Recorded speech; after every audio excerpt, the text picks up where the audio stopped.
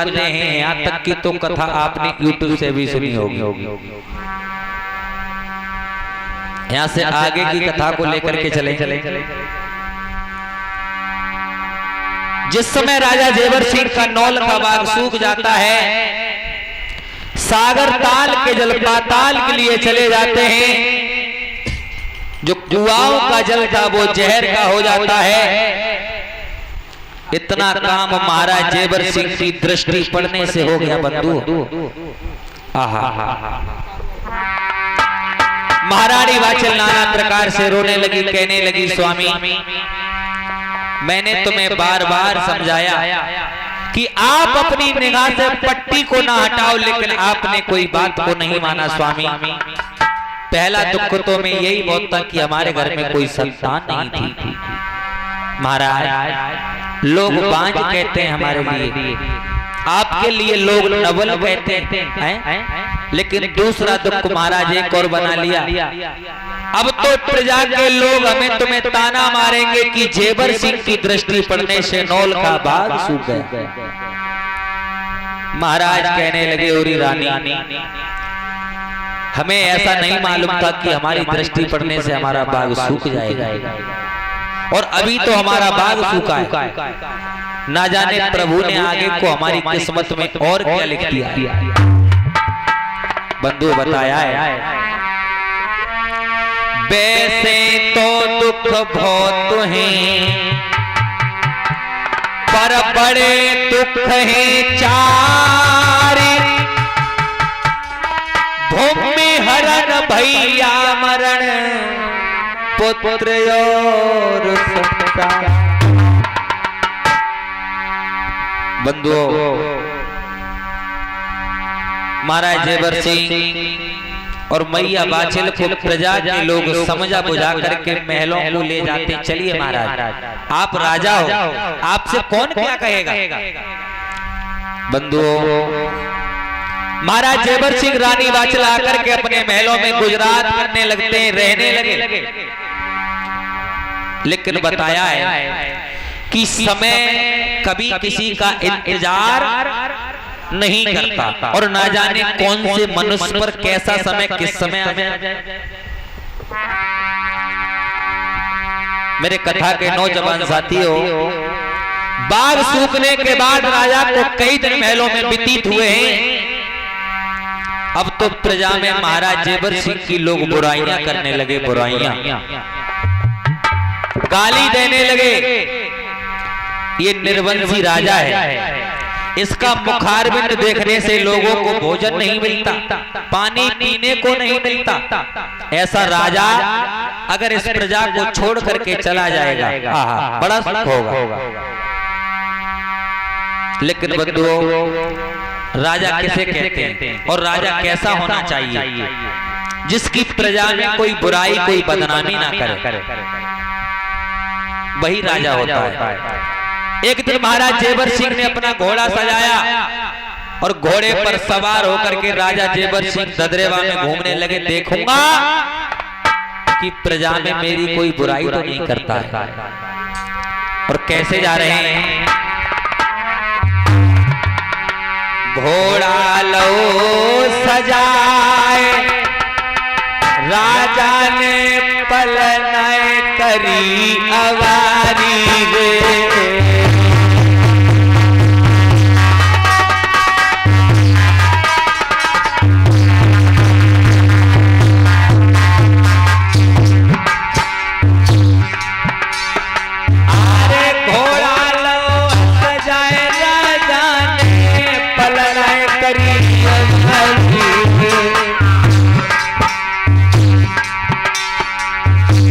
ददरेवा की गलियन में राजा जब पहुंचो,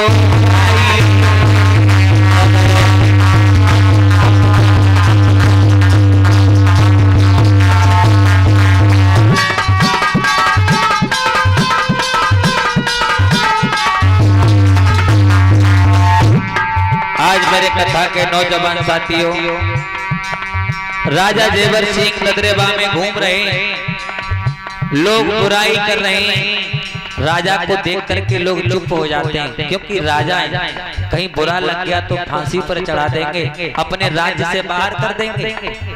महाराज आ जाते हैं तो लोग बंद हो जाते हैं, जाने के बाद बुराई चालू कर देते हैं। और आगे को बढ़े हैं तो क्या देखा है राजा ने, एक मेहतरानी मेरे भैया राजा के सन्मुख आई है। एक मेहतरानी, जिसे नॉर्मल भाषा में कहते हैं बाल्मीकि हरिजन, हाथ में झाड़ू पल्ला है, सुबह सुबह का समय है, वो मेहतरानी झाड़ू मारने के लिए नगर में गलियों में झाड़ू मारने के लिए जा रही है। इधर से राजा जेवर सिंह आ रहे हैं। अरे बीच गैल में राजा अब मेहतरानी को मिल गए भाई।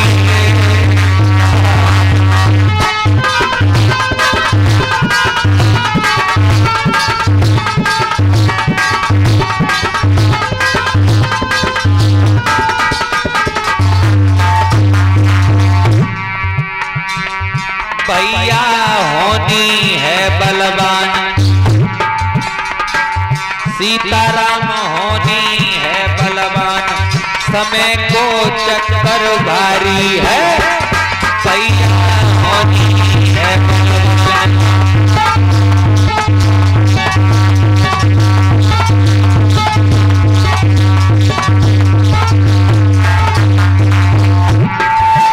अरे चक्कर भारी है, समय को चक्कर भारी है,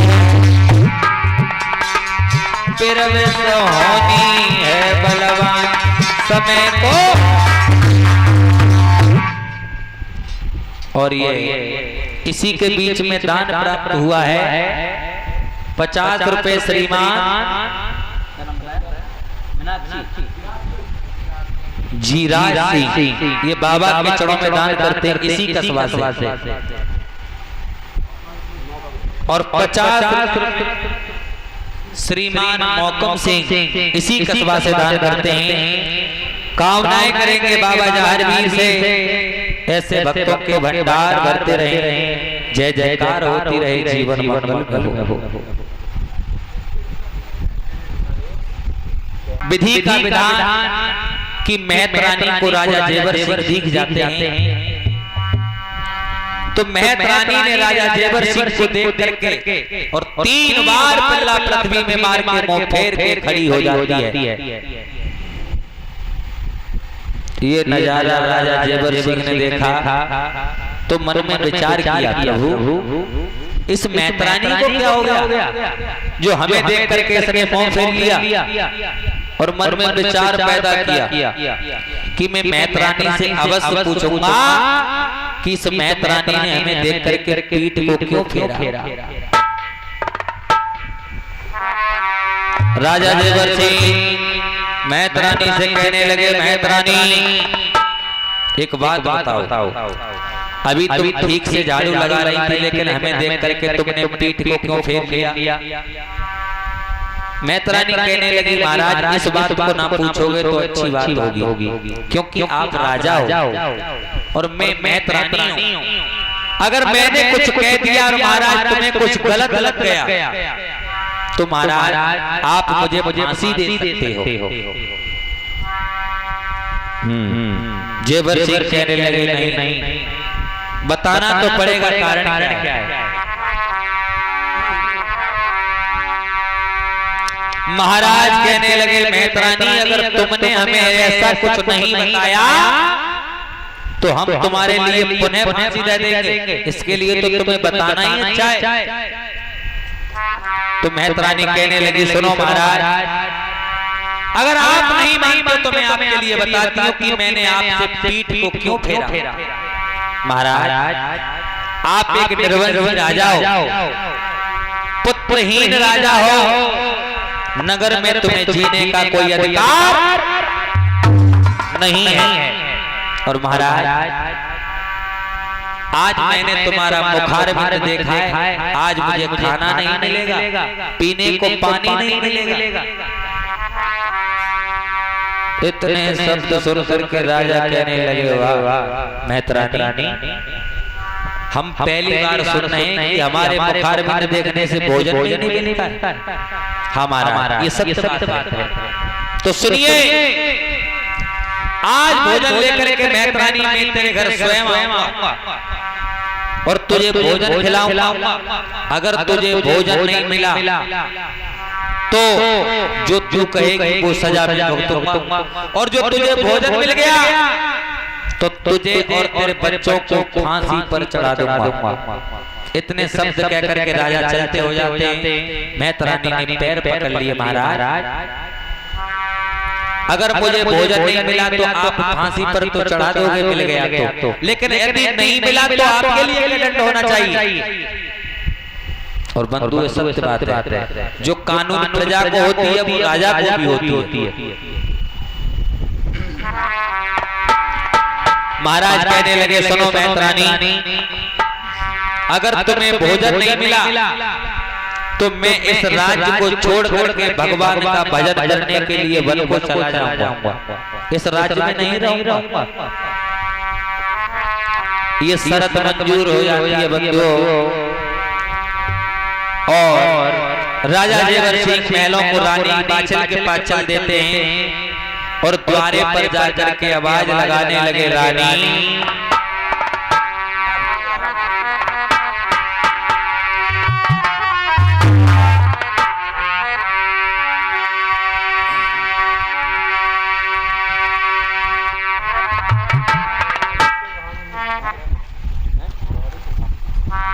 और ये 101 रुपए मुरारी लाल प्रधान जी निवासी कैमा की ओर से दान करते हैं। बाबा से अरदास करेंगे भक्तों के भंडार भरते रहे, जय जयकार होती रहे। और रानी को द्वार पर जाकर के आवाज लगाने लगे, रानी सुन और इससे बत्ती है तो जागिए,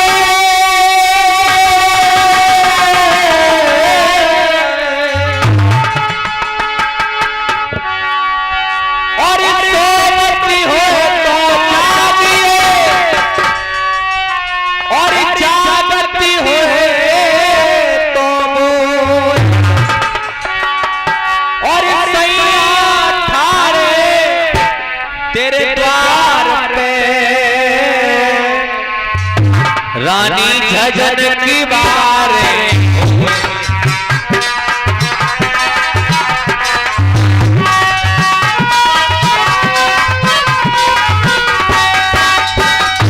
तुम्हारे घर में कोई संतान नहीं है, आपके मुखार बिंद देखने से लोगों को भोजन नहीं मिलता, खाना नहीं मिलता, पानी नहीं मिलता पीने को। महाराज आप तो इस राज्य को छोड़ के चले जाओ। महाराज हाँ क्या मेहतरानी ने ऐसा कहा? हाँ रानी, देखना चाहती हूँ कुछ मेहतरानी को भोजन कैसे नहीं मिलेगा। महाराज बोलो। इसी समय महलों में भोजन बनवाती हूँ, आप मेहतरानी के महलों में भोजन भिजवाइए। ठीक मैया बाछल ने आदेश करके खीर खंड के भोजन बनवा देती हैं। एक थाली में भोजन को सजा करके महाराज ने मंत्री को बुला करके भोजन भेज दिया। अरे मंत्री, कहिए महाराज। ये भोजन लेकर के मेहतरानी के घर जाओ। ठीक है। और हमें ये भी बताना है कि मेहतरानी को भोजन मिला या नहीं मिला। ठीक है।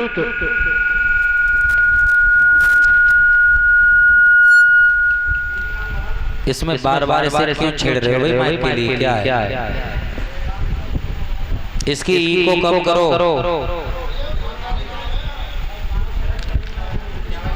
आज साउंड सेट नहीं हुआ ढंग से।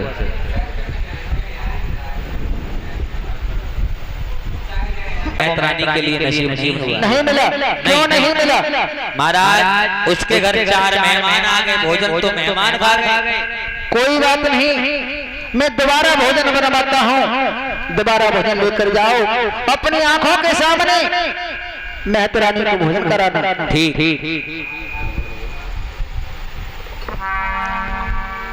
आज मंत्री भोजन लेके चला है। मेहतरानी के दरवाजे पर पहुंच जाता है। मेहतरानी मेरी आंखों के सामने भोजन को करो। मेहतरानी कहने लगी, अरे मंत्री, मैं तुम्हारे सम्मुख भोजन नहीं कर सकती। आप परपुरुष हैं और परपुरुष के सामने भोजन नहीं खा सकती। उसी समय मुख फेर कर मेहतरानी भोजन करने लगी। जब तक महत्तर घर में आ जाता है, कहने लगा, अरे मेहतरानी भोजन तैयार है। नहीं महाराज, भोजन तैयार नहीं। नहीं। और तू क्या कर रही है पीठ पीछे? महाराज, मैं अभी नहा धो करके स्नान करके निवृत्त हुई हूँ और मैं प्रभु का भजन करके पूजा याचना को करके आपके लिए भोजन बनाऊंगी। ठीक है, मैं जाता हूँ महलों में। उसी समय मेहतर महलों में जाता है। क्या देखता है? एक सुंदर थाली में भोजन रखे हैं। मेहतर सोचने लगा, वाह मेहतरानी, मेरी पीठ पीछे अच्छे अच्छे भोजन खाती है और मुझसे कहती है भोजन तैयार नहीं। आज उसी समय मेहतर लट्ट को उठाता है, 4-5 लट्ट मेहतरानी पे लगाए और पीठ को टिकट जंगल को चला जाता है। मेहतरानी कहने लगी, महाराज, मैंने आपका मुख देखा है, मुझे भोजन नहीं मिलेगा। आज वो महाराज जेवर सिंह को जाकर के